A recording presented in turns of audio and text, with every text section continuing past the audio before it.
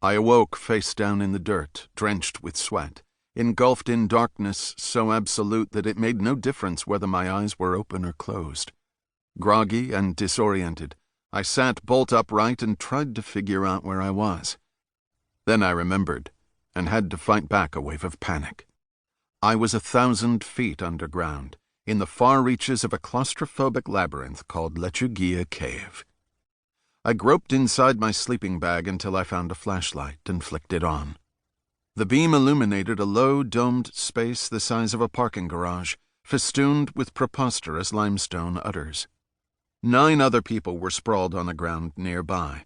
3 of them, Chris McKay, Penny Boston, and Larry Lemke, were NASA scientists who had descended into this disquieting netherworld because, as McKay had explained earlier with an apparent non sequitur, we want to know if there's life on Mars.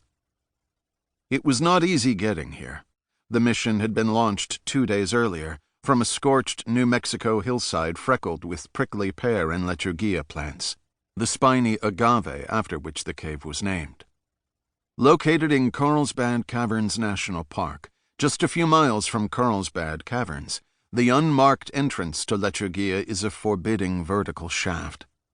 Wearing helmets, headlamps, mountaineering harnesses, and 50-pound backpacks, we attached ourselves to a frayed rope, shuffled backward over the edge, and rappelled one by one into the gloom.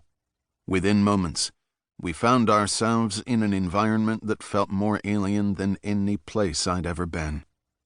Presently considered to be one of the most spectacular and geologically unique caves in the world, until 9 years ago, Lechuguilla was known to extend no further than its 90-foot entrance pit.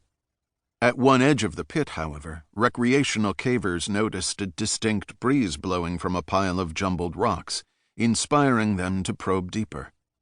On May 25, 1986, after a decade of intermittent excavation, 3 men dug through the last of the rubble and discovered a narrow, twisting passageway leading down into the bowels of the earth. One of the trio who made this discovery was a celebrated caver named Rick Bridges, and it was he who led the NASA team into Lechuguilla last December. The trip down was long and arduous. The temperature remained a constant 67 degrees Fahrenheit, which initially seemed quite comfortable. The humidity hovered near 100%, however, so the slightest physical effort produced a flood of perspiration that soaked our clothing and never dried. Bearing all our food and equipment on our backs, we scrambled through a chaos of truck-size boulders, slithered like lizards down narrow slots, and dangled above chasms that appeared bottomless. At times we used ropes and technical caving gear to rappel into pits that overhung on all sides.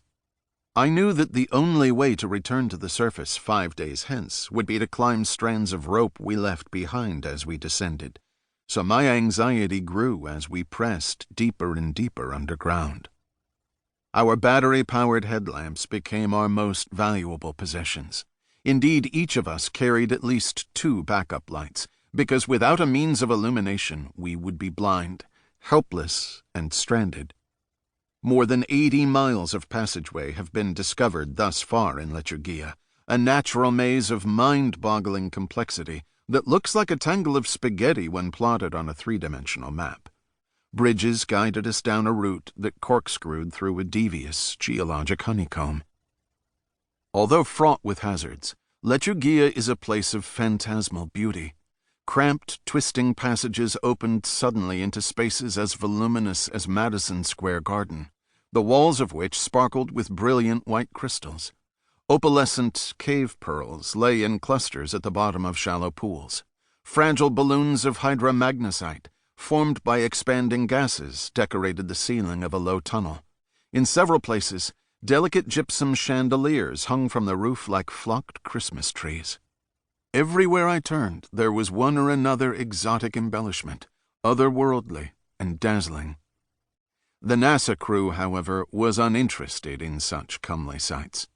What had lured them into Lechuguilla, rather, were the ugliest parts of the cave.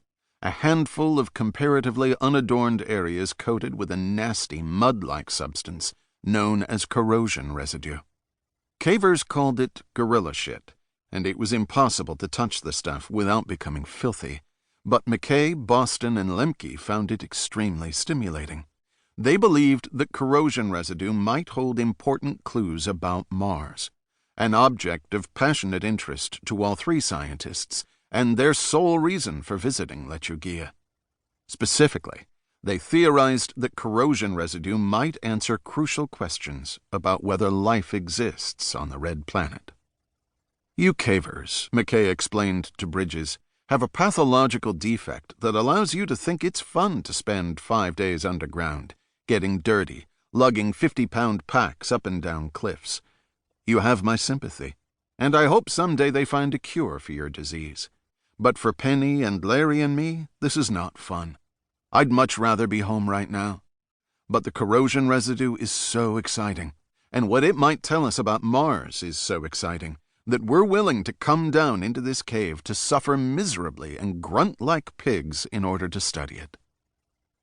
Photographs of Mars show that water once flowed there, and long ago it may also have had a fairly substantial atmosphere. Today the planet is a harsh place, however, brutally cold and without liquid water. The atmosphere is exceedingly thin. The surface would seem to be very inhospitable to life of any kind, McKay acknowledges. If life does exist on Mars, you'd expect to find it underground. Organisms would be shielded from the intense ultraviolet radiation there. A volcanic heat source might conceivably generate liquid water from subsurface ice. In the absence of sunlight and organic matter, any extant life would have to derive its energy entirely from mineral sources. To put it simply, such life would have to eat rocks. Creatures of that ilk do in fact exist here on Earth. Biologists call them autotrophic organisms, and they have been found living around hot volcanic vents on the ocean floor, among other places. Not a lot is known about them, but McKay, Boston, and Lemke speculate that similar forms of life might flourish in caves on Mars, and in the dark recesses of Lechuguilla Cave.